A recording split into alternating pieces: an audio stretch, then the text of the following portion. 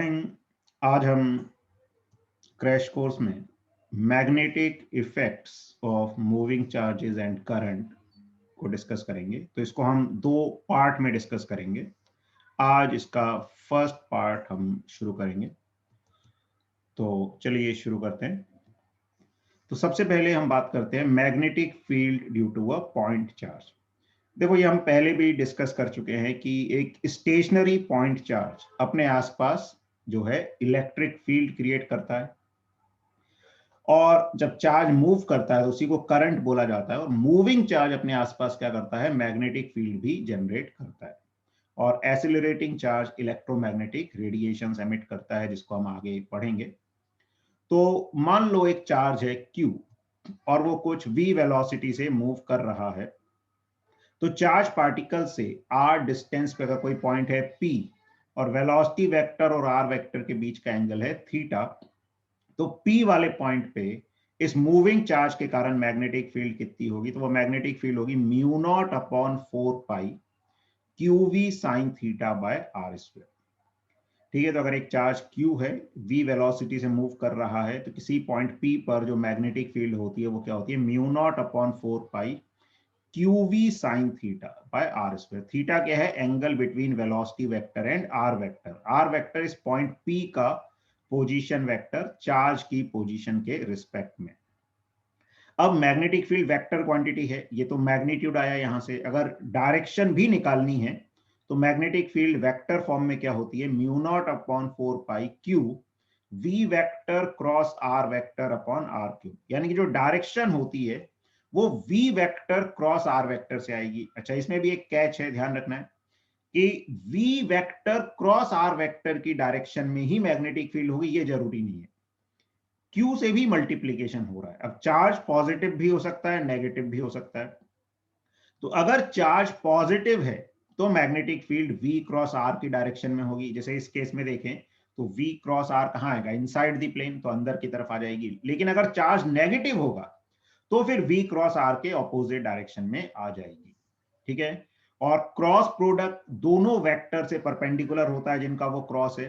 तो magnetic field vector velocity vector से भी परपेंडिकुलर होगा और जो आर वेक्टर है उससे भी परपेंडिकुलर होगा। ठीक है, तो ये हमें थोड़ा सा ध्यान रखना है। एक चार्ज पार्टिकल के कारण मैग्नेटिक फील्ड क्या होती है, कैसे निकाली जा सकती है। उसके बाद magnetic field due to a wire या एक स्मॉल वायर का एलिमेंट है, उससे मैग्नेटिक फील्ड, इसको बोला जाता है बायोट सावर्ट्स लॉ। तो अगर एक वायर में करंट फ्लो कर रहा है और उसका हम कोई छोटा सा पार्ट देखें DL लेंथ का, उसमें से करंट जा रहा है I, तो एक करंट एलिमेंट को हम बोल देते हैं IDL। इस तरीके से I उसमें से जाने वाला करंट, DL उसकी लेंथ। और उस जो स्मॉल एलिमेंट है उससे किसी पॉइंट का जो पोजीशन वेक्टर है वो है R वेक्टर। तो स्मॉल करंट कैरिंग एलिमेंट के कारण जो मैग्नेटिक फील्ड आती है किसी भी पॉइंट पे DB, वो IDL के डायरेक्टली प्रोपोर्शनल होती है। मतलब करंट और length of that small element 1/r square के प्रोपोर्शनल होती है, या r स्क्वायर के इनवर्सली प्रोपोर्शनल होती है, ऐसा बोलते हैं। और जो एंगल है IDL, अच्छा IDL जो DL वेक्टर है, करंट कैरिंग एलिमेंट का जो वेक्टर है, लेंथ को वेक्टर की तरह मानते हैं, वो हम करंट की डायरेक्शन में मानते हैं। तो जो DL वेक्टर और R वेक्टर के बीच का एंगल है थीटा, उसके साइन पे डिपेंड करता है, साइन थीटा के प्रोपोर्शनल होता है। तो ओवरऑल जो मैग्नेटिक फील्ड आएगी इस एलिमेंट के कारण वो आ जाती है IDL sine theta upon R square. और जो प्रोपोर्शनलिटी कांस्टेंट है वो म्यू नॉट अपॉन 4 पाई होता है। तो इस स्मॉल करंट कैरिंग एलिमेंट के कारण जो मैग्नेटिक फील्ड आती है वो आती है म्यू नॉट अपॉन 4 पाई IDL sine theta upon R square. ठीक है, अब ये भी मैग्नीट्यूड आ गया मैग्नेटिक फील्ड का। अगर इसको भी वेक्टर फॉर्म में लिखना है तो क्या हो जाती है magnetic field, mu naught upon 4 पाई IDL vector cross R vector upon R cube. और DL वेक्टर की डायरेक्शन करंट की डायरेक्शन में मानी जाती है। और R वेक्टर क्या होता है, DL वाले वेक्टर से पॉइंट P का पोजीशन वेक्टर। और थीटा जो है, जो हम साइन थीटा जब लिखेंगे तो it is angle between DL vector and R vector. ठीक है, अब ये तो एक स्मॉल एलिमेंट के कारण फील्ड आ गई। अगर हमें पूरे वायर के कारण फील्ड बतानी है तो इसको हम इंटीग्रेट कर देंगे, तो जो नेट फील्ड है वो इंटीग्रल ऑफ DB वेक्टर हो जाएगा। अब ये स्मॉल एलिमेंट के कारण आ गई। अब इसी फॉर्मूले का यूज करके हम किसी भी वायर के कारण फील्ड बता सकते हैं, तो इसलिए ये काफी इंपॉर्टेंट लॉ होता है, बायट-सावर्ट्स लॉ, हमें पता होना चाहिए। अब हम बात करते हैं magnetic field due to a finite straight wire. तो अगर एक फाइनाइट स्ट्रेट वायर, एक सीधा स्ट्रेट वायर है, इसके कारण किसी पॉइंट पर हमें फील्ड लिखनी है। तो मान लो कोई पॉइंट है ए जो वायर से परपेंडिकुलरली आर डिस्टेंस की दूरी पर है, और ये वाला पॉइंट दोनों एंड्स पे जो एंगल सबटेंड कर रहा है वो है θ1 θ2। नीचे वाले पॉइंट पे θ1 एंगल सबटेंड कर रहा है, ऊपर वाले पॉइंट पे θ2 एंगल सबटेंड कर रहा है। तो इस वायर के कारण फील्ड क्या होगी? अब देखो तरीका यही होता है कि हम यहाँ पे एक छोटा सा एलिमेंट मान लेते हैं, उसके कारण फील्ड लिखते हैं ए वाले पॉइंट पर, और उसको इंटीग्रेट करके रिजल्ट फाइंड करते हैं। तो फुल कोर्स में वो सब चीजें आपको मिल जाएंगी, अगर आप इंटरेस्टेड हैं तो जो हमारा फुल कोर्स है उस पर देख सकते हैं। बाकी यहाँ पर जो हमें मेनली फॉर्मूले पे बात करेंगे, जो हमें याद भी रखना है, और मोस्टली क्वेश्चंस फॉर्मूला बेस्ड होते हैं, तो हम फॉर्मूला अगर याद होगा तो सही से कर सकते हैं। ठीक है, क्योंकि ये क्रैश कोर्स है, हमें शॉर्ट में सब चीजों को कवर करना है। तो मैग्नेटिक फील्ड क्या होगी ए वाले पॉइंट पे? तो ये होगी mu not I upon 4πr sine θ1 plus sine θ2। अब ये भी ध्यान रखना है θ1 θ2 कौन से एंगल है, कि जिस पॉइंट पर हमने फील्ड निकालनी है उस पॉइंट से एक परपेंडिकुलर डाला है वायर पे, और वही डिस्टेंस r होती है, और उसी पॉइंट से वायर के दोनों एंड्स को जोड़ने वाले एंगल है θ1 θ2। This way we can get magnetic field at point A. ठीक है, कई बार ये वाले एंगल दे देते हैं कि हमको ये एंगल दे दिया, तो फिर फॉर्मूला उस हिसाब से मॉडिफाई कर देंगे। तो θ1 की जगह अगर इसको θ1 बोल देंगे तो θ1 90 माइनस θ1 हो जाएगा, या यहाँ पर cos θ1 प्लस cos θ2 आ जाएगा। कई बुक्स में वैसे भी दिया होता है फॉर्मूला, तो कंफ्यूज नहीं होना है। तो इट डिपेंड्स कि हम किस एंगल को थीटा मान रहे हैं। अब डायरेक्शन की अगर हम बात करें तो डायरेक्शन कैसे आती है? तो डायरेक्शन क्या है, जैसे हम इधर करंट फ्लो कर रहा है, वैसे तो हम डीएल क्रॉस आर देखें तो डीएल ऊपर की तरफ है। कैसे निकालते हैं क्रॉस प्रोडक्ट? फर्स्ट वेक्टर की तरफ राइट हैंड की फिंगर्स करें, और जो पाम है वो इस तरह से करें कि पाम उस आर वेक्टर की तरफ डायरेक्टेड हो। जैसे हम लेफ्ट वाले पॉइंट्स पे बात करें तो डीएल ऊपर है, आर इधर है, तो डीएल क्रॉस आर कहां की तरफ आ रहा है? आउटवर्ड्स। तो आउटवर्ड्स को कैसे दिखाया जाता है? सर्कल में डॉट बना के। हम राइट साइड की बात करें तो ऐसे करना पड़ेगा, करंट तो ऊपर ही जा रहा है, लेकिन आर वेक्टर इधर आएगा, तो अपने जो हथेली है, पाम है, उसको आर वेक्टर की डायरेक्शन में करें, तो डीएल क्रॉस आर अंदर की तरफ आ रहा है। या फिर एक वायर के कारण हम ऐसा भी कर सकते हैं, आगे हम और डिस्कस करेंगे, कि हम अपने अंगूठे को करंट की डायरेक्शन में रखें, तो फिंगर्स का कर्ल हमें फील्ड की डायरेक्शन दे देगा। तो फिंगर्स का कर्ल ऐसे हो रहा है, मतलब फील्ड यहां से अंदर जाएगी और यहां से बाहर आएगी। This way we can find the direction of magnetic field due to a straight wire.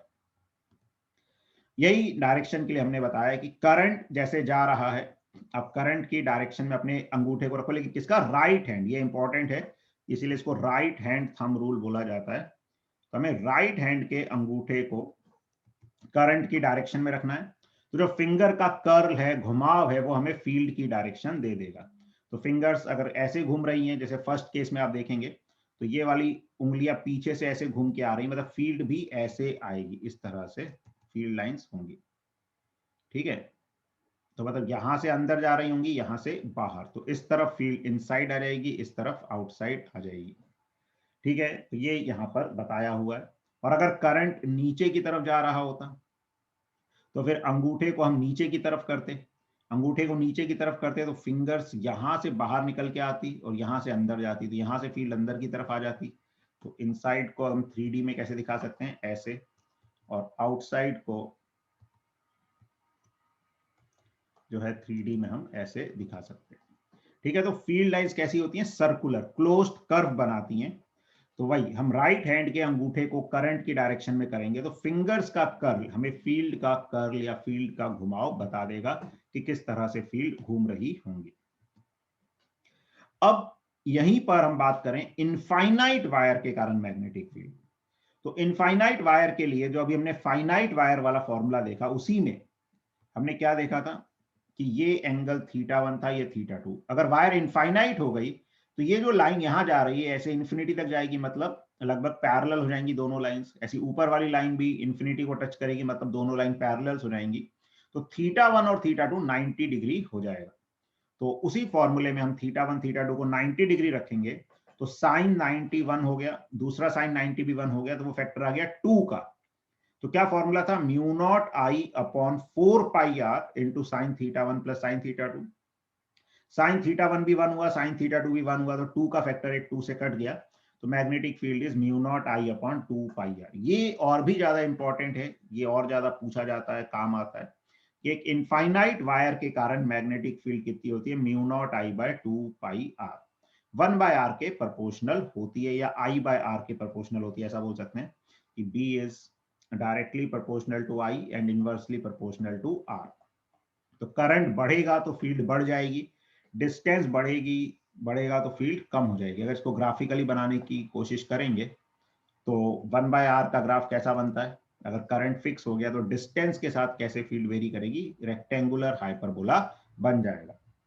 Direction वैसे ही हम देख सकते हैं कि करंट की डायरेक्शन में हमने अंगूठा किया तो फिंगर्स का कर्ल हमें क्या दे देगा, फील्ड की डायरेक्शन दे देगा। ऐसी अगर एक सेमी इनफाइनाइट वायर है, सेमी इनफाइनाइट मतलब जिसका एक एंड तो हमें पता है, एक एंड इंफिनिटी पर है, उसके एक एंड से परपेंडिकुलरली आर दूरी पर अगर कोई पॉइंट है तो इसमें क्या होगा, एक एंगल 0 डिग्री हो जाएगा। तो हम क्या करते थे, ये जो लाइन है परपेंडिकुलर वाली, इससे नीचे वाले एंड का एंगल देखते थे, तो नीचे वाला एंड इसी लाइन से कोइंसाइड कर रहा है, तो θ1 0 हो गया और θ2 इंफिनिटी हो गया, θ2 पाई बाय 2 हो जाएगा, 90 डिग्री हो जाएगा। तो एक साइन थीटा 0 आ गया, एक साइन थीटा 1 आ गया। तो जो फील्ड आती है सेमी इनफाइनाइट वायर के एंड पॉइंट पे, एंड पॉइंट भी क्या, वो बिल्कुल परपेंडिकुलर वाला एंड पॉइंट, कोई और पॉइंट होगा तो हमें एक्चुअल फॉर्मूला ही लगाना पड़ेगा फाइनाइट वायर वाला। तो परपेंडिकुलर जो एंड पॉइंट है उस पे फील्ड क्या हो जाती है, mu not I by 4 pi R. इसको भी याद रख सकते हैं, कई बार डायरेक्टली यूज हो जाता है, काम आ जाता है, टाइम सेव होता है इससे। अब हम बात करें एक सर्कुलर लूप के कारण मैग्नेटिक फील्ड। तो अगर एक सर्कुलर लूप है और उसमें एक करंट फ्लो कर रहा है आई, तो उसके सेंटर पे कितनी मैग्नेटिक फील्ड होगी। तो जो सेंटर पे मैग्नेटिक फील्ड आ जाती है यहां पर, वो आ जाती है mu naught N I by 2 R. N जो है नंबर ऑफ टर्न्स होते हैं लूप में, तो वो किसके बराबर हो जाएगा, अगर एल लेंथ है वायर की, जिस वायर से हमने ये सर्कुलर लूप बनाया, तो L divided by 2 pi are.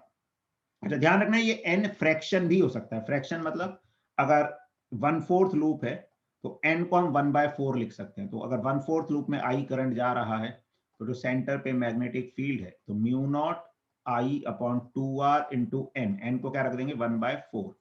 तो इस तरह से ये फील्ड ऐसे भी निकाली जा सकती है, mu not I by 8 R. तो इस तरह से ये मैग्नेटिक फील्ड में एन जो है फ्रैक्शन में भी हो सकता है, ठीक है, आधा, चौथाई, 1/3, 1/4, कितना भी ये हो सकती है इसकी वैल्यू। तो ये हमें ध्यान रखना है। अच्छा इसमें डायरेक्शन कैसे निकाली जाती है, अब देखो इसमें क्या होता है, अगर हम करंट की डायरेक्शन में अपने राइट हैंड की फिंगर्स को घुमाएंगे, उससे क्या है, करंट घुमावदार है, तो हम फिंगर्स को करंट की डायरेक्शन में से घुमाएंगे तो थंब की डायरेक्शन हमें फील्ड की डायरेक्शन दे देगी।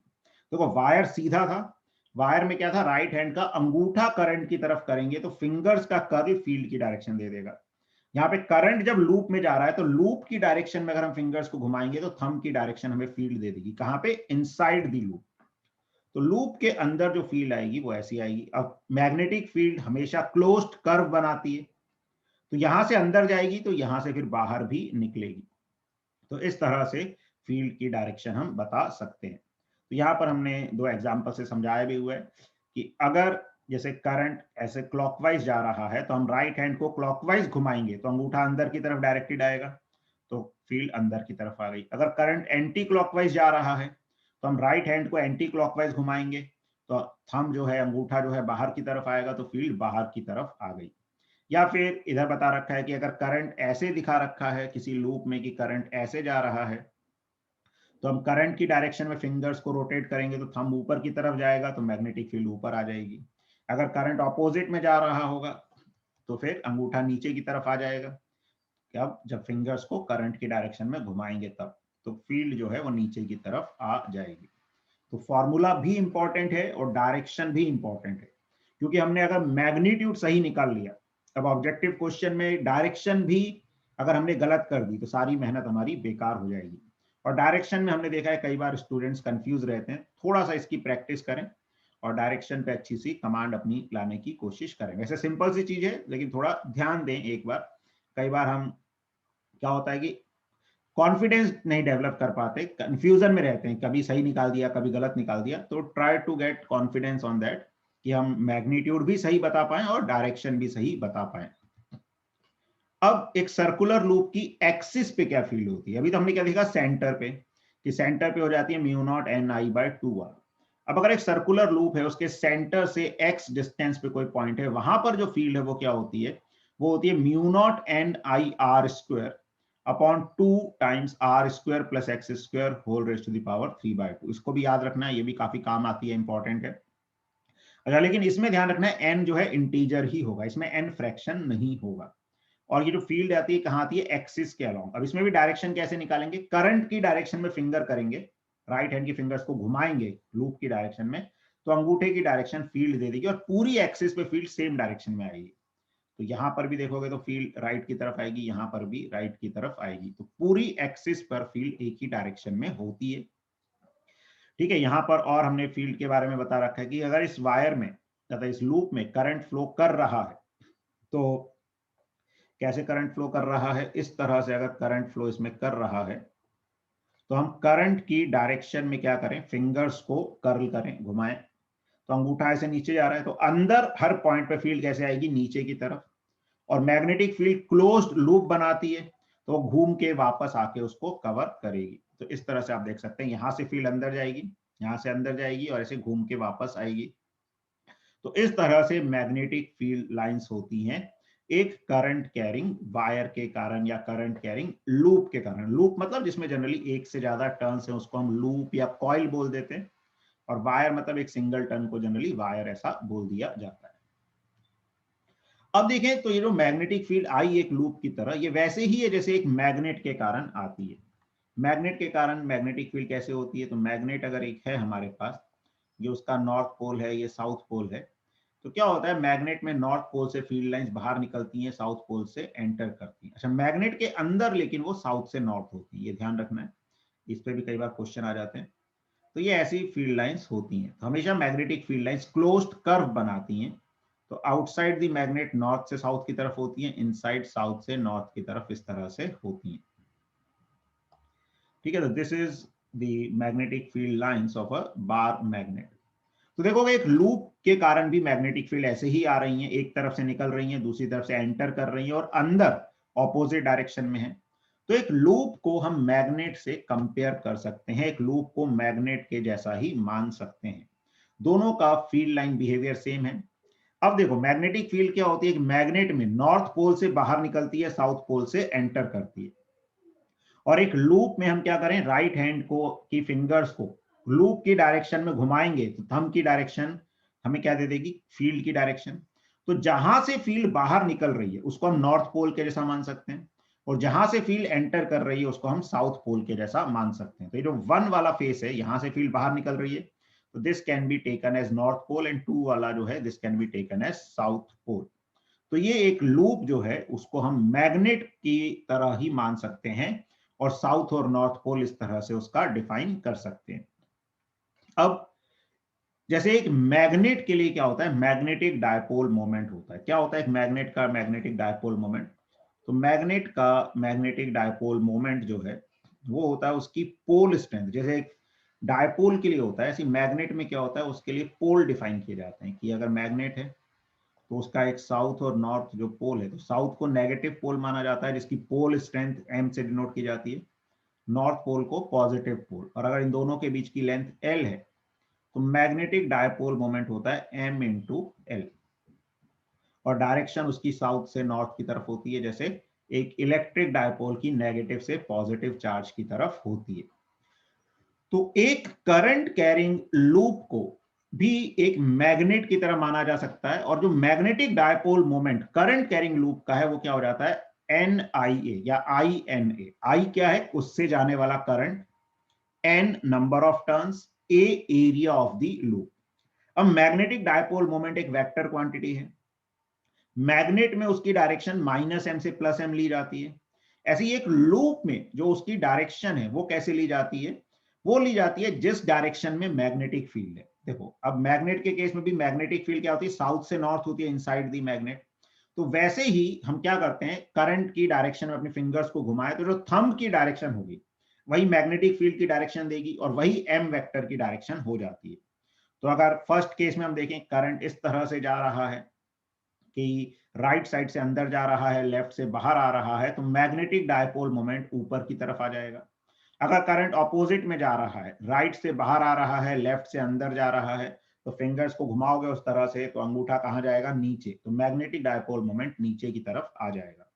और जनरली जो एरिया वेक्टर है वो सरफेस के परपेंडिकुलर लिया जाता है, तो इसलिए हम एम वेक्टर को एरिया वेक्टर से रिलेट कर देते हैं। लेकिन एरिया वेक्टर भी कैसे लेना है, जिस डायरेक्शन में मैग्नेटिक फील्ड की डायरेक्शन आएगी, या साउथ से नॉर्थ की तरफ। ठीक है, तो एक करंट कैरिंग लूप एक मैग्नेट को ही रिप्रेजेंट करता है और जो उसका मैग्नेटिक डायपोल मोमेंट है वो आई एन ए के बराबर हो जाता है। ठीक है ना। और एक्चुअली जो मैग्नेट है उसमें भी जो मैग्नेटिज्म होता है वो किसके कारण होता है, चार्ज पार्टिकल के मोशन के कारण ही होता है। जैसे इलेक्ट्रॉन्स जो है वो न्यूक्लियस के अबाउट रिवॉल्व करते हैं, अपनी एक्सिस के अबाउट स्पिन करते हैं, इन सब के कारण ही किसी भी ऑब्जेक्ट का मैग्नेटिज्म होता है। तो ये हमें आइडिया होना चाहिए। अब हम एक बहुत ही इंपॉर्टेंट लॉ की बात करते हैं, एम्पियर सर्क्यूटल लॉ। तो एम्पियर सर्क्यूटल लॉ कुछ कुछ वैसा ही है जैसे गॉस लॉ होता है इलेक्ट्रोस्टैटिक्स में। वैसे ये गॉस लॉ नहीं है, मैग्नेटिज्म में एक गॉस लॉ अलग से होता है, वो हम बाद में चर्चा करेंगे उसके बारे में। एम्पियर सर्क्यूटल लॉ क्या कहता है कि अगर कोई भी एक क्लोज्ड टर्न है, क्लोज्ड लूप है, तो उस क्लोज्ड लूप में line integral of magnetic field जो है वो किसके बराबर होता है, mu not times the net current passing through the loop. ठीक है, तो क्या कह रहे हैं, the line integral B dot DL, और ये सर्कल क्या बताता है, हमेशा क्लोज्ड। अब एरिया पे करते हैं तो क्लोज्ड एरिया की बात करते हैं, लाइन लूप पे करेंगे तो क्लोज्ड लूप की बात करेंगे, लाइन इंटीग्रल जब बात कर रहे हैं। तो the line integral on a closed curve of any shape is equal to mu not times the net current through the area bounded by the curve. तो integral B dot D L जो है over a closed loop या closed curve किसके बराबर होता है, mu not into I. I कौन सा, आई इन बोल देता हूं मैं। इन मतलब जो करंट उस लूप के अंदर से जा रहा है। अच्छा, कुछ पॉइंट्स जो हमें यहां पर ध्यान रखने इंपॉर्टेंट, कि line integral is independent of the shape of path and position of wire in it. तो ये जो लाइन इंटीग्रल है वायर की शेप पर डिपेंड नहीं करता और उसकी पोजीशन पे डिपेंड नहीं करता। ठीक है, और ये आप पाथ की शेप पे भी डिपेंड नहीं करता। मतलब कहने का मतलब क्या है कि अगर ये करंट ऐसा है, अब हमने लूप ऐसे बनाया, तो इस लूप पे अगर हम लाइन इंटीग्रल ले रहे हैं तो ये वायर यहां पर है, इससे फर्क नहीं पड़ेगा, या ये वायर यहां की बजाय यहां पर होता तो भी फर्क नहीं पड़ता। इंपॉर्टेंट है बस कितना करंट लूप के अंदर से जा रहा है। दूसरा, लूप की शेप पर भी डिपेंड नहीं करता। अगर लूप ऐसा भी बना देंगे हम तो भी उससे जाने वाला करंट तो सेम ही रहेगा, तो उस बात पर डिपेंड नहीं करेगा ये लाइन इंटीग्रल। तो the line integral is independent of the shape of path and the position of wire within it. Next point is the statement integral b dot dl is equal to 0 does not necessarily means that b vector is equal to 0 everywhere along the path. देखो, अगर ये integral 0 हो गया इसका ये मतलब नहीं है कि b वेक्टर हर पॉइंट पे 0 होगा। ऐसा हो सकता है कुछ पॉइंट पे b डॉट dl पॉजिटिव हो जाए, कुछ पॉइंट पर नेगेटिव हो जाए और मिलकर 0 हो जाए। हाँ, लेकिन क्या कह रहे हैं, but only that no net current is passing through the path. अब देखो ये किसके बराबर है, integral B dot D L mu not into I in. तो अगर ये टर्म 0 हो गई इसका मतलब नेट करंट 0 हो जाएगा। यानी कि ऐसा हो सकता है कि या तो करंट फ्लो ही ना कर रहा हो, या फिर ऐसा भी हो सकता है कि कुछ करंट ऊपर जा रहा है, उतना ही करंट नीचे चला गया, तो नेट करंट क्या हो गया, 0 हो गया। अच्छा, अब इसमें भी क्योंकि ये पॉजिटिव नेगेटिव, अब करंट ऊपर और नीचे, नेट करंट 0 हो गया, मतलब करंट को साइन के साथ लेना है। तो साइन कैसे डिसाइड होगा, the current due to which magnetic field is produced in the same sense as DL vector.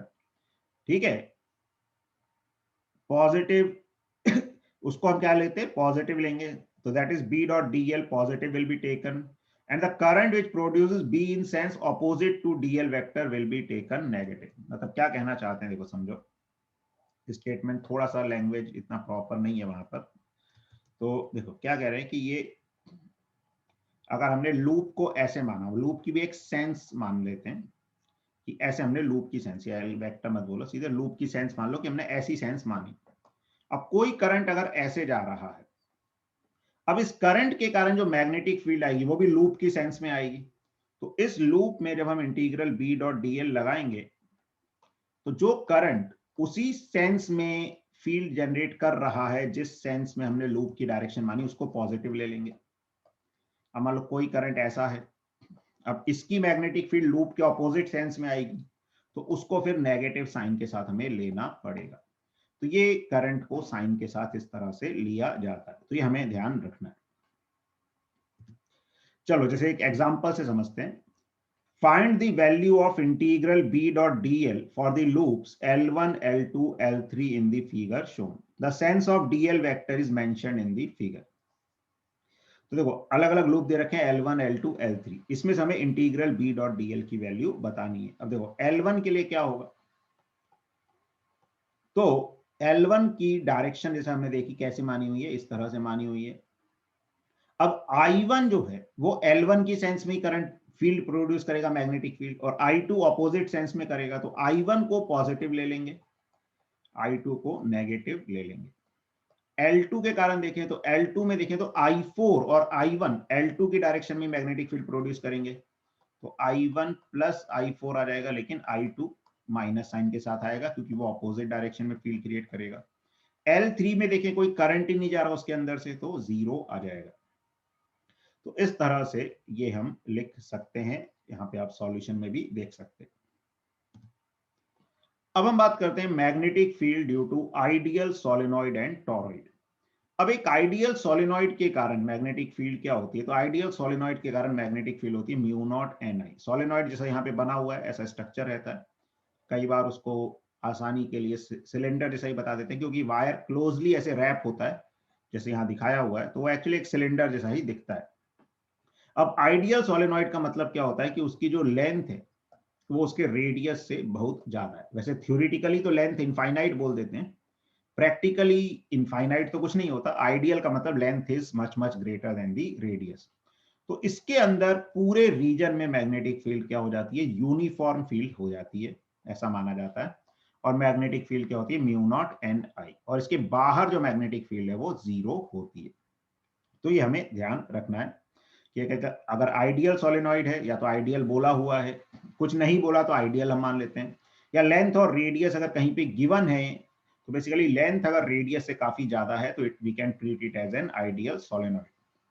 तो उसके अंदर मैग्नेटिक फील्ड यूनिफॉर्म होती है जिसकी value mu naught N I होती है, और बाहर मैग्नेटिक फील्ड 0 होती है।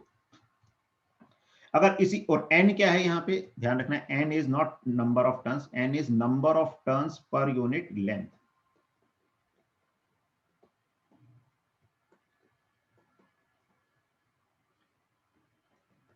ठीक है, तो L is number of turns per unit length.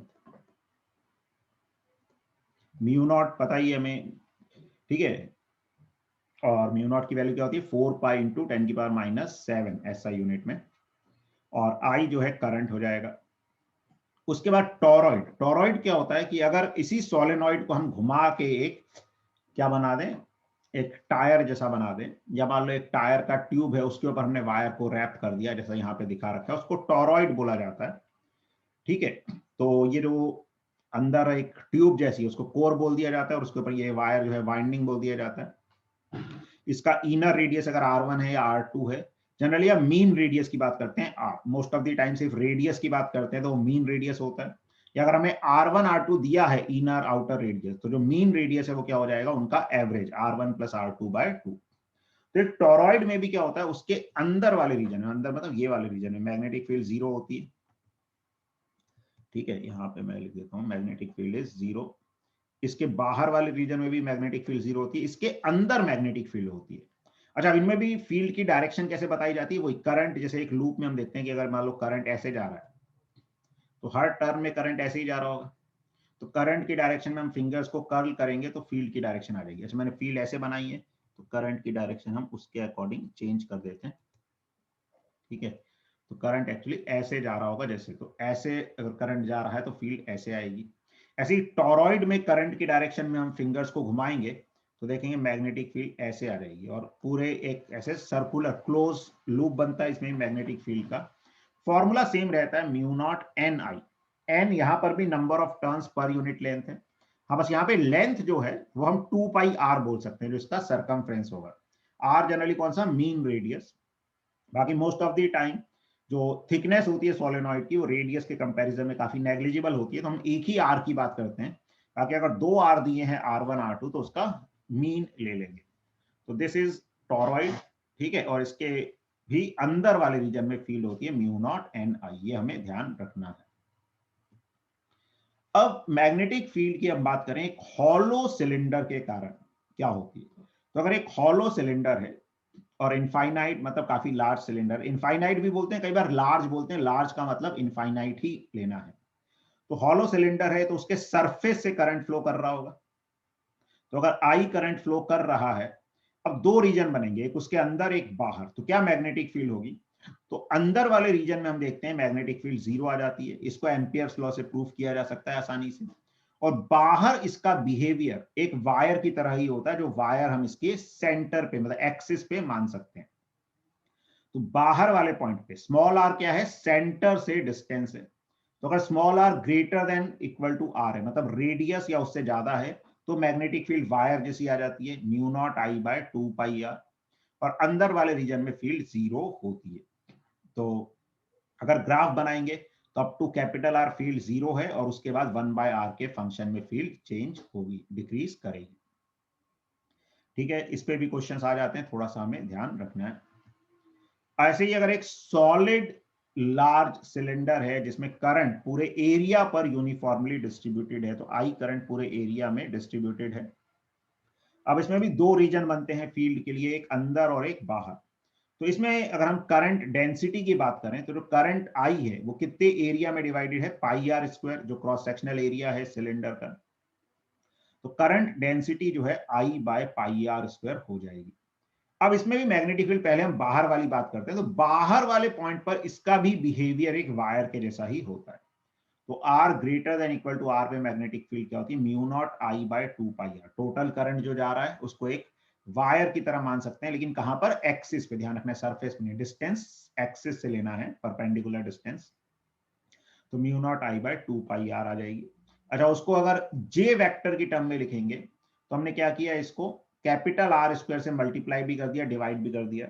तो आई अपॉन पाई आर स्क्वायर को जे बोल दिया, ऊपर एक कैपिटल आर स्क्वायर की टर्म आ गई। और वेक्टर फॉर्म में डायरेक्शन भी लानी है हमको, वैसे डायरेक्शन वही आएगी, करंट की डायरेक्शन में हम अंगूठे को करेंगे तो फिंगर्स का कर्ल हमें फील्ड की डायरेक्शन दे देगा, अंदर भी बाहर भी। लेकिन मैथमेटिकली देखें तो वो जे क्रॉस आर की डायरेक्शन में फील्ड आएगी। जैसे जे वेक्टर करंट की डायरेक्शन में होगा, मान लो इधर कोई पॉइंट हम ले रहे हैं, तो इधर हमने कोई पॉइंट लिया अगर, तो ये आर वेक्टर हो गया, जे वेक्टर इधर हो गया, फील्ड कहाँ आएगी, अंदर, तो जे क्रॉस आर देखोगे तो अंदर की तरफ आ जाएगा। तो इस तरह से मैग्नेटिक फील्ड को अगर वेक्टर फॉर्म में लिखोगे तो बाहर वाले पॉइंट पे क्या आएगी, mu naught capital R square by 2 R square into J cross R. और अगर अंदर वाले पॉइंट पर देखोगे तो अंदर वाले पॉइंट पे जो फील्ड है वो आ जाती है mu not I small R upon 2 pi R square. इसको भी याद रखना है, ठीक है। बाकी इसको कैसे निकाला जाता है, अंदर हम एक सिलेंडर मान लेंगे, उस सिलेंडर के अंदर वाले करंट के कारण ही फील्ड आएगी, और वो करंट हम यूनिटरी मेथड से निकाल सकते हैं, ठीक है। तो वो भी पूरे डिटेल कोर्स में अच्छे से बताया जाता है, अभी इतना टाइम नहीं है कि हम उसको डिटेल में जा सके। तो वो अगर पता है तो अच्छी बात है, नहीं भी पता तो आप देख सकते हैं उस कोर्स में जो पूरा फुल कोर्स है, या फिर आप बस याद भी रखेंगे तो 95% ऑफ द केसेस में प्रॉब्लम सॉल्व हो जाएंगे। तो अंदर जो मैग्नेटिक फील्ड आती है क्या आती है, mu not I small R upon 2 pi R square. इसमें देखें तो आई अपॉन पाई आर का सीधे जे हो गया, तो magnitude wise mu naught J R by 2 भी लिख सकते हैं, या वेक्टर फॉर्म में mu naught by 2 J cross R. अच्छा, इसका अगर ग्राफ बनाएंगे तो up to capital R field R के साथ लीनियरली वेरी करती है, इंक्रीज करती है, और फिर 1 बाय आर के फंक्शन में चेंज होती है। अब हम बात करते हैं motion of charge particles under the effect of magnetic force. तो एक मैग्नेटिक फोर्स के कारण चार्ज पार्टिकल का मोशन कैसा होता है। तो पहली बात तो जो मैग्नेटिक फोर्स है किसी भी चार्ज पार्टिकल पे, तो जो magnetic force on any charge particle it is Q into V cross B. ठीक है, अगर कोई चार्ज पार्टिकल है Q, वो v वेलोसिटी से मूव कर रहा है मैग्नेटिक फील्ड B में, तो उस पर जो लगने वाला फोर्स है वो क्या होता है, Q into V cross B. तो पहली बात तो देखो, फोर्स तभी लगेगा जब चार्ज पार्टिकल मूविंग होगा, अगर उसके पास वेलोसिटी होगी, अदरवाइज फोर्स नहीं लगता है। और जो फोर्स लगता है वो वेलोसिटी से भी परपेंडिकुलर होता है और मैग्नेटिक फोर्स से भी, मैग्नेटिक फील्ड से भी परपेंडिकुलर होता है, ये भी ध्यान रखना है। अब फोर्स क्योंकि वेलोसिटी से परपेंडिकुलर होता है तो पावर उसकी हमेशा जीरो होगी। पावर क्या होता है, एफ डॉट पी। तो power due to magnetic force is always zero, और वो कभी वर्क नहीं कर पाएगा। तो मैग्नेटिक फोर्स जो है कभी स्पीड या काइनेटिक एनर्जी चेंज नहीं करता। ठीक है, कांट चेंज स्पीड और काइनेटिक एनर्जी। स्पीड या काइनेटिक एनर्जी चेंज नहीं कर सकता, वेलोसिटी चेंज कर देगा, मतलब डायरेक्शन चेंज कर सकता है। ठीक है, तो ये हमें थोड़ा सा ध्यान रखना है इसके बारे में, फोर्स के बारे में। और direction of force v cross b से भी डिसाइड होगी और चार्ज पे भी, मतलब चार्ज को साइन के साथ रखना है। अगर q पॉजिटिव है, if q is positive, force in direction of v cross b, तो फोर्स v क्रॉस b के डायरेक्शन में आ जाएगा। If q is negative, force in opposite direction of v cross b, तो फोर्स v क्रॉस b के opposite direction में आ जाएगा। तो ये कुछ इंपॉर्टेंट पॉइंट्स हमें मैग्नेटिक फोर्स के बारे में पता होनी चाहिए। अब एक चार्ज पार्टिकल कैसे बिहेव करता है मैग्नेटिक फोर्स में, वो हम देखें। तो अगर चार्ज पार्टिकल को रेस्ट से रिलीज किया तो उसमें मैग्नेटिक फोर्स जीरो ही हो जाएगा, क्योंकि वेलोसिटी जीरो है तो फोर्स जीरो, तो पार्टिकल रेस्ट पे ही रहेगा। अगर वेलोसिटी मैग्नेटिक फील्ड के पैरेलल हो गई, यानी कि थीटा 0 डिग्री या 180 डिग्री हो गया, तो भी v क्रॉस b जीरो हो जाएगा। इसको मैग्नीट्यूड वाइज अगर हम बात करें तो मैग्नेटिक फोर्स का magnitude q v b sine theta हो जाता है। तो भी मैग्नेटिक फोर्स जीरो हो जाएगा, एक्सीलरेशन जीरो हो जाएगा, वेलोसिटी कांस्टेंट रहेगी, यानी पार्टिकल स्ट्रेट लाइन में चलता रहेगा। अब जो ज्यादा इंपॉर्टेंट कंडीशन आती है जिसपे क्वेश्चन ज्यादातर पूछे जाते हैं, वैसे ये भी ध्यान रखना है कि वेलोसिटी जीरो होगी तो फोर्स जीरो, फोर्स जीरो तो वेलोसिटी कांस्टेंट, यानी रेस्ट पे है तो रेस्ट पे रहेगा, मूव कर रहा है तो कांस्टेंट वेलोसिटी से मूव करता रहेगा। वेलोसिटी पैरेलल पे भी फोर्स जीरो हो जाएगा। अब अगर मैग्नेटिक फील्ड यूनिफॉर्म है और वेलोसिटी परपेंडिकुलर है मैग्नेटिक फील्ड के, तो फिर पार्टिकल किस में मूव करता है, सर्कल में, यूनिफॉर्म सर्कुलर मोशन करता है। उस सर्कल का रेडियस क्या होता है, mu बाय क्यूबी। mu को p भी लिख सकते हैं मोमेंटम, तो p बाय क्यूबी, या मोमेंटम को अंडर रूट 2m k भी लिख सकते हैं, where k is kinetic energy, तो under root 2m k by QB. इस तरह से रेडियस को लिखा जा सकता है। p यहां पर लीनियर मोमेंटम होता है और k काइनेटिक एनर्जी होती है। ठीक है, और v is equal to omega R होता है, तो ओमेगा जो है एंगुलर वेलोसिटी उसकी जो है वो क्या बताई जा सकती है, क्यू बी बाय एम। और इससे हम टाइम पीरियड की बात करते हैं तो टाइम पीरियड क्या आ जाता है, 2 पाई r/v लिख सकते हैं टाइम पीरियड को, यूनिफॉर्म मोशन होता है। r रेडियस है, तो एक पूरा सर्कल कंप्लीट करने में डिस्टेंस कितना ट्रेवल करेगा, 2 पाई r, टाइम कितना, और स्पीड कितनी है v, तो टाइम कितना लगेगा 2 पाई r/v। ठीक है, और v को हम सब्स्टिट्यूट कर सकते हैं, तो इस तरह से फॉर्मूला आ जाता है 2 पाई m/क्यू बी। ठीक है, तो r बाय v की वैल्यू m/क्यू बी होती है, वो हमने सब्स्टिट्यूट कर दिया। या टाइम पीरियड 2 पाई/ओमेगा होता है, तो ओमेगा हमने निकाला था QB/m, उससे भी कर सकते हैं। फ्रीक्वेंसी 1 अपॉन टाइम पीरियड होती है, तो फ्रीक्वेंसी बता सकते हैं। तो ये कुछ इंपॉर्टेंट पॉइंट्स हैं, इन पे काफी क्वेश्चन पूछे जाते हैं। एक तो रेडियस इंपॉर्टेंट, एक टाइम पीरियड, ये तो याद होंगे। तो फ्रीक्वेंसी हम बता सकते हैं, एंगुलर फ्रीक्वेंसी बता सकते हैं। तो ये फॉर्मूले ध्यान रखने हैं। अब अभी तक हमने क्या देखा, अगर पार्टिकल रेस्ट पे है तो मैग्नेटिक फोर्स जीरो होगा, वेलोसिटी पैरेलल है तो मैग्नेटिक फोर्स जीरो होगा, वेलोसिटी परपेंडिकुलर है, मैग्नेटिक फील्ड यूनिफॉर्म है तो सर्कल में मूव करेगा। लेकिन अगर ऐसा नहीं है, मैग्नेटिक फील्ड यूनिफॉर्म है लेकिन जो वेलोसिटी है चार्ज पार्टिकल की वो कुछ एंगल पे है, तो फिर क्या होता है, उस वेलोसिटी का दो कंपोनेंट आ जाते हैं। एक कंपोनेंट जो इस मैग्नेटिक फील्ड की डायरेक्शन में आएगा u cos थीटा, एक जो उसके परपेंडिकुलर डायरेक्शन में आएगा। तो परपेंडिकुलर वाले के कारण तो वो सर्कल में मूव करता है, और पैरेलल वाले के कारण स्ट्रेट लाइन में जाता है, तो उसका पाथ ओवरऑल ऐसे हेलिकल पाथ बन जाता है। तो यही यहां पर बता रखा है कि हेलिकल पाथ क्या होगा। तो अगर मैग्नेटिक फील्ड और वेलोसिटी के बीच में जो एंगल है वो ना तो 0 डिग्री है, ना 190 डिग्री है, ना 180 डिग्री है, तो उस वेलोसिटी के दो कंपोनेंट आएंगे। परपेंडिकुलर कंपोनेंट के कारण सर्कल में मूव करेगा, हॉरिजॉन्टल कंपोनेंट या मैग्नेटिक फील्ड के, हॉरिजॉन्टल नहीं बोले उसको, जो मैग्नेटिक फील्ड के पैरेलल वाला कंपोनेंट है उसके कारण along the magnetic field move करेगा। तो ऐसा जो पाथ होगा एक स्प्रिंग जैसे पाथ में वो मूव कर रहा होगा, इसको हेलिकल पाथ बोला जाता है। और अब ये जो सर्कुलर मोशन कर रहा है ये v sin थीटा के कारण कर रहा है। तो रेडियस क्या होता था, हमने देखा था M V by Q B, तो v की जगह v परपेंडिकुलर आ जाएगा v sin theta. Time period 2 pi m by Q B, वो स्पीड पे डिपेंड नहीं कर रहा, तो टाइम पीरियड सेम रहेगा। अब हॉरिजॉन्टल में कोई और फोर्स नहीं है तो वेलोसिटी कांस्टेंट रहेगी। तो एक मतलब हर रेवोल्यूशन का टाइम बराबर है और उतने टाइम में एक फिक्स डिस्टेंस वो along the magnetic field move करेगा। तो ये जो फिक्स डिस्टेंस होती है उसको पिच बोल दिया जाता है, कि एक कंप्लीट रेवोल्यूशन में अलोंग दी मैग्नेटिक फील्ड जो डिस्प्लेसमेंट होगा पार्टिकल का, दैट इज कॉल्ड पिच। ठीक है, तो वो भी हम पिच की भी देखेंगे एक्सप्रेशन क्या आएगा। तो बाकी रेडियस की हम बात करें तो रेडियस आ जाता है M V sine theta by Q B. Same formula हम लगाएंगे M V by Q B, लेकिन वी कौन सी, परपेंडिकुलर वाली, which is V sine theta.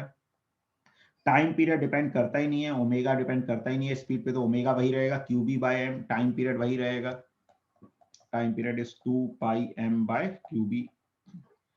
और एक कंप्लीट रेवोल्यूशन में जो distance along the magnetic field move करता है उसको पिच बोला जाता है। वो पिच आ जाएगी v cos theta into time period. This is the pitch of this helical path. अब अगर इलेक्ट्रिक और मैग्नेटिक फील्ड दोनों हैं तो जो नेट फोर्स लगता है QE plus Q into V cross B. QE क्या हो गया, ये हो गया electric force. Q into V cross B ये क्या हो गया, मैग्नेटिक फोर्स। तो ये पूरा मिलाकर क्या कहलाता है, इलेक्ट्रोमैग्नेटिक फोर्स कहलाता है, जिसको लॉरेंट्ज फोर्स भी बोला जाता है।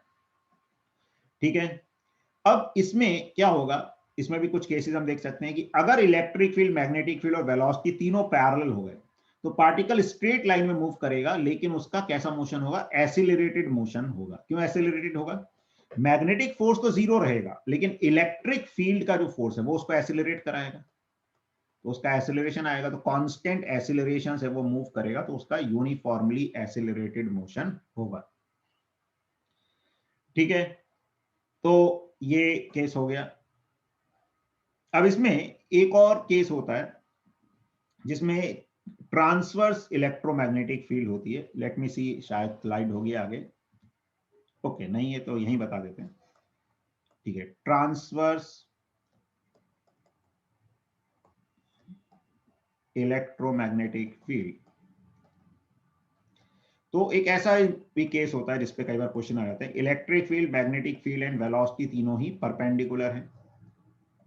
बेसिकली अगर हमें नेट मैग्नेटिक फोर्स को जीरो करना है, एफ नेट को अगर जीरो करना है तो क्यू ई को किसके बराबर होना पड़ेगा, minus Q V cross B. तो क्यू से क्यू तो कट गया, यानी E is equal to minus V cross B, यानी कि ई वी वेक्टर के भी परपेंडिकुलर होगा, बी वेक्टर के भी परपेंडिकुलर होगा। तो अगर ये होगा तो नेट फोर्स जीरो हो जाएगा और पार्टिकल की वेलोसिटी चेंज नहीं होगी। तो जनरली एक ऐसा अरेंजमेंट बनाया जाता है, कैपेसिटर टाइप की प्लेट है, इसमें इलेक्ट्रिक फील्ड ऐसे आ गई। ठीक है, चार्जेस इस तरह से दे दिए, मैग्नेटिक फील्ड अंदर की तरफ है। अब कोई भी चार्ज पार्टिकल जैसे इसके अंदर आया v वेलोसिटी से, तो इसमें इलेक्ट्रिक फोर्स नीचे लग गया QE, पॉजिटिव चार्ज हम मान के चल रहे हैं तो इसीलिए फोर्स नीचे लगेगा। QV cross B, QVB force ऊपर की तरफ लग गया। अब अगर ये दोनों फोर्स बराबर हो गए, QE is equal to QVB, तो नेट फोर्स जीरो हो जाएगा, यानी V is equal to E by B. अच्छा, चार्ज भी कट गया, चार्ज पे डिपेंड नहीं करेगा, बस मैग्नेटिक फील्ड और इलेक्ट्रिक फील्ड की डायरेक्शन ऐसी होनी चाहिए कि दोनों के फोर्स ऑपोजिट डायरेक्शन में आ जाए। ठीक है, यानी कि E वेक्टर जो है माइनस V क्रॉस B की डायरेक्शन में होना चाहिए। तो इस डिवाइस को वेलोसिटी सेलेक्टर भी बोला जाता है। क्या मतलब है वेलोसिटी सेलेक्टर का, जैसे हमें किसी एक्सपेरिमेंट में एक पर्टिकुलर वेलोसिटी का चार्ज पार्टिकल चाहिए, तो हमने E और B की वैल्यू ऐसे सेट कर दी कि E बाय बी उस वेलोसिटी के बराबर है जो वेलोसिटी हमें सेलेक्ट करनी है। अब हमने ऐसा अरेंजमेंट बना दिया, तो अब जिस पार्टिकल की वेलोसिटी E/b के बराबर होगी वो अनडेविएटेड चला जाएगा। अब यहाँ पे हम एक स्क्रीन बना सकते हैं जिसमें यहाँ पे एक गैप रखा हमने। अब जो वेलोसिटी E/b के बराबर है वो सीधा चला जाएगा और यहां से बाहर निकल जाएगा गैप से। अब अगर किसी के लिए E ज्यादा हो गया तो वो नीचे की तरफ डेविएट हो जाएगा, वो नीचे टकरा जाएगा। B ज्यादा हो गया ऊपर डेविएट हो जाएगा। तो इस तरह से हम एक पर्टिकुलर वेलोसिटी के पार्टिकल को सेलेक्ट कर सकते हैं या नेट इलेक्ट्रोमैग्नेटिक फोर्स को जीरो कर सकते हैं। कैसे? E vector is equal to minus V cross B करके, या तीनों अगर परपेंडिकुलर हैं तो magnitude wise E is equal to V B हो जाए या V is equal to E/b हो जाए। इस तरह से हम नेट इलेक्ट्रोमैग्नेटिक फोर्स को जीरो कर सकते हैं और वेलोसिटी सेलेक्टर डिजाइन कर सकते हैं। तो ये कुछ कॉन्सेप्ट्स हमने पढ़े आज कि कैसे हम मैग्नेटिक फील्ड देख सकते हैं, मैग्नेटिक फोर्स कैसे लगता है एक चार्ज पार्टिकल पे। अब इसका जो अगला पार्ट है चैप्टर का, उसमें हम देखेंगे कैसे करंट कैरिंग वायर जो है उसके में फोर्स वगैरह लगते हैं, टॉर्क वगैरह होता है। तो उसको हम नेक्स्ट क्लास में डिस्कस करेंगे। तो आज हम यहीं पे खत्म करते हैं।